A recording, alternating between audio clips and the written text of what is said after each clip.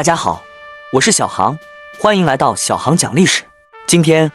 我们要一起了解中国抗战时期的一场重要战役——南昌会战。让我们一起看看这段历史的起因、经过和结果。南昌会战是中国抗战时期1939年春夏之际，中日双方以争夺江西省会南昌城为目标展开的会战。该会战是武汉会战后中国军队抵御日本有限攻势的首次会战，也是中日正面战场进入相持阶段后中日军队的首次大战。中方参战部队为薛岳指挥的第9战区，日方参战部队为冈村宁次指挥的第11军。会战中，国军29军军长陈安保阵亡，日方称南昌作战，代号仁浩作战。1938年底武汉会战结束后，重庆国民政府弃守了武汉3镇，但战力大部分成功转移至周边战区，由长江北岸为进攻主轴线的日军占领该地后，面临主要的困局便是补给线不稳的隐患。在进攻武汉3镇的过程中，日军虽有计划向长江南岸扫荡，但是主攻部队受挫，这个战术行动在当时并未贯彻，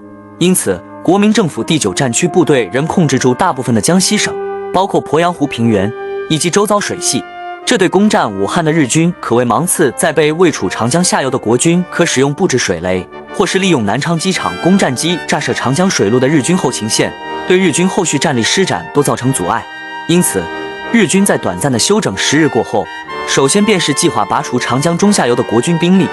而作为当时第9战区指挥部且为江西省水陆交通重镇的南昌，便成为日军下一波攻势的主要目标。南昌会战主要围绕南昌城的保卫和反攻展开。第一阶段，日军进攻南昌，中日双方在南浔沿线、武宁、万家埠、乐化、安义、静安、奉新、南昌市区等地发生战斗，结果为日军突破防线，攻陷南昌城。第二阶段，中国军队反攻南昌，双方在高安、奉新、大城、西山万寿宫、生米街、什刹街、黄溪激战，结果为中方失利撤退。保卫南昌。1939年春，日军向南昌进攻，中国第9战区副司令长官罗卓英将军率部迎战，日军在南昌附近修水防线遭受重大伤亡后，使用毒气突破中国防线，随后攻陷南昌，反攻南昌。1939年4月，在中国第32集团军上官云相指挥下逆袭南昌，试图收复该城。在日军顽强抵抗下，中国军队付出重大伤亡后停止进攻。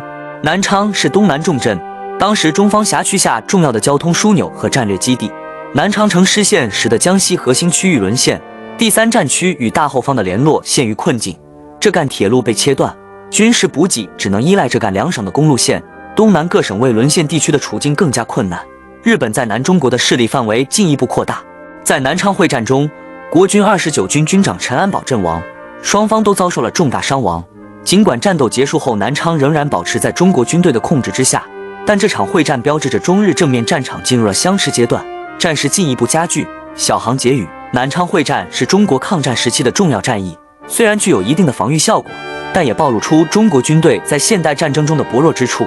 我们应当铭记历史，珍惜和平，让我们向那些为国家和民族英勇抗战的先烈致敬。主持人小航，感谢大家收看本期节目。如果喜欢，请点赞并订阅我们的频道，我们下期再见。